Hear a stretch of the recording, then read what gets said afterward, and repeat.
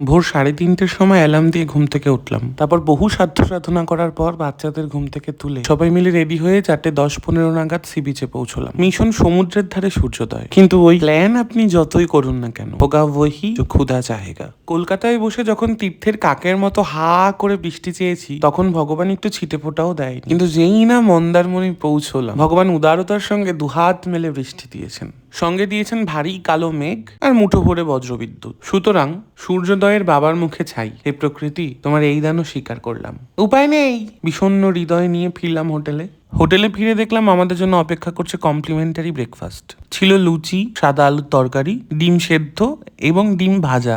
খাবারগুলো এত সুন্দর করে পরিবেশন করে না, দেখেই মন ভরে যায়। বৃষ্টি ভেজা সকালে গরম গরম লুচি আর আলুর তরকারি, আর কি চাই বলুন? আর সঙ্গে ছিল চা আর কফি।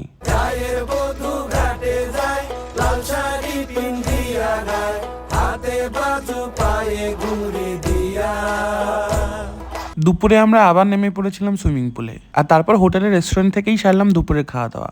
মেনুতে ছিল ডাল, ঝুরি ঝুরি আলু ভাজা, কাতলা মাছের ঝাল আর সর্ষে পমফ্রেট। এসব মাছ তো কলকাতায়ও পাওয়া যায়, কিন্তু সমুদ্রের ধারে বলে কিনা আমি জানি না, এত ফ্রেশ আর এত টেস্টি লাগছিল খাবারগুলো যে আমি অন্য দিনের তুলনায় দুটো ভাত বেশিই খেলাম।